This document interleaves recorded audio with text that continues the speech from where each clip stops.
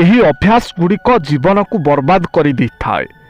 ଅତ୍ୟଧିକ ଶୋଇ ସମୟ ନଷ୍ଟ କରିବା, ଆଜିର କାମକୁ କାଲିକୁ ଟାଳିବା, ସବୁବେଳେ ଆଳସ୍ୟରେ ବୁଡ଼ି ରହିବା, କାମକୁ ଗୁରୁତ୍ୱ ନ ଦେଇ ହାଲୁକା ଭାବେ ନେବା, ନିଜ ଉପରେ ଆତ୍ମବିଶ୍ୱାସ ନ ରଖିବା, ଅନ୍ୟମାନଙ୍କ ଭରସାରେ ବଞ୍ଚିବା, ଲୋକେ କ'ଣ କହିବେ ବୋଲି ସବୁବେଳେ ଭୟ କରିବା, ନକାରାତ୍ମକ ଭାବନାକୁ ମନରେ ରଖିବା, ଛୋଟ କଥାକୁ ନେଇ ସହଜରେ ରାଗିଯିବା, ଅତ୍ୟଧିକ ଲୋଭ ଓ ସ୍ୱାର୍ଥପରତା, ଲକ୍ଷ୍ୟବିହୀନ ଜୀବନ ବଞ୍ଚିବା, ନିଜ ସ୍ୱାସ୍ଥ୍ୟକୁ ଅବହେଳା କରିବା ଏବଂ ଭୁଲରୁ କିଛି ଶିଖିବାକୁ ଅସ୍ୱୀକାର କରିବା।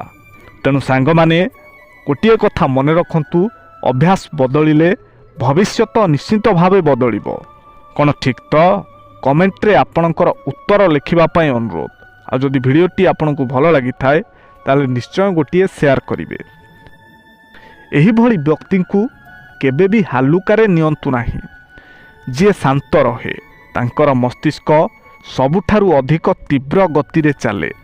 ଯାହା ପାଖରେ କମ୍ ଦେଖେଇ ହେବା ଗୁଣ ଥାଏ, ତାଙ୍କର ଶକ୍ତି ତାଙ୍କ କର୍ମରେ ଥାଏ, ଶବ୍ଦରେ ନୁହେଁ। ଯିଏ ବିପଦ ସମୟରେ ମଧ୍ୟ ହସେ, ସେ ଭିତରୁ ସବୁଠାରୁ ଶକ୍ତିଶାଳୀ ମଣିଷ ହୋଇଥାନ୍ତି। ଯିଏ ନିଜର ହାର ମାନି ମଧ୍ୟ ଶିଖେ, ସେ ହିଁ ପ୍ରକୃତରେ ଜିତିବା ବାଲା ବ୍ୟକ୍ତି ହୁଅନ୍ତି। ଯିଏ ସମସ୍ତଙ୍କୁ ସମ୍ମାନ କରେ, ସେ ନିଜ ଭିତରେ ନିଜର ମୂଲ୍ୟ ବୁଝିଥାନ୍ତି। ଯିଏ ପରିଶ୍ରମ ଉପରେ ବିଶ୍ୱାସ କରେ, ତାଙ୍କ ସମୟ ଆସିଲେ ସେ ସମସ୍ତଙ୍କୁ ଆଶ୍ଚର୍ଯ୍ୟ କରିଦିଅନ୍ତି। ଯିଏ ନିଜ କଷ୍ଟକୁ ଲୁଚାଇ ରଖେ, କେବଳ ସେ ହିଁ ଅନ୍ୟମାନଙ୍କୁ ସମ୍ଭାଳିବାର ଶକ୍ତି ରଖିଥାନ୍ତି। ଥରେ ଶ୍ରେଣୀରେ ଶିକ୍ଷକ ପଚାରିଲେ, ଗାଁ ଆଉ ସହର ମଧ୍ୟରେ କ'ଣ ଫରକ ଅଛି?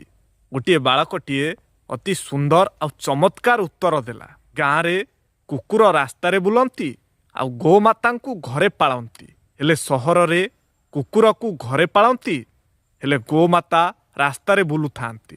ଗାଁରେ ପାଠୁଆ ଲୋକମାନେ ଗାଈ ଚରାଇବାକୁ ଯାଆନ୍ତି, ଆଉ ସହରରେ ବଡ଼ ପାଠୁଆ ଲୋକେ କୁକୁରକୁ ବୁଲାଇବା ପାଇଁ ରାସ୍ତାକୁ ଯାଇଥାନ୍ତି। କ'ଣ ସାଙ୍ଗମାନେ ଠିକ୍ ତ? ସାଙ୍ଗମାନେ, ଲୋକଙ୍କ ମନରେ ଏତେ ଛଳନା କାହିଁକି? ସ୍ନେହ ବଦଳରେ ଏତେ ବିତୃଷ୍ଣା କାହିଁକି? ଭଲ ପାଇବାରେ ଏତେ କପଟ କାହିଁକି? ସବୁବେଳେ କିଛି ପାଇବାର ସ୍ୱାର୍ଥ କାହିଁକି? ହୃଦୟକୁ ଭାଙ୍ଗିବାରେ ଏତେ ତୃପ୍ତି କାହିଁକି? ଆଖିରେ ଲୁହ ଦେଇ ଏତେ ଖୁସି କାହିଁକି? ଏ ଜୀବନେ ଭରିଛି ଏତେ ଯନ୍ତ୍ରଣା କାହିଁକି? କ'ଣ ସତରେ ଏ ଜୀବନ ମୁକ୍ତି ନାହିଁ କି? କ'ଣ ମୃତ୍ୟୁ ହିଁ ଶାନ୍ତିର ଏକାନ୍ତ ପଥ କି? ଏ କାହିଁକିର ଉତ୍ତର କ'ଣ ଆପଣଙ୍କ ପାଖରେ ଅଛି କି? ତାହେଲେ କମେଣ୍ଟରେ ନିଶ୍ଚୟ ଲେଖି ଜଣାଇବେ।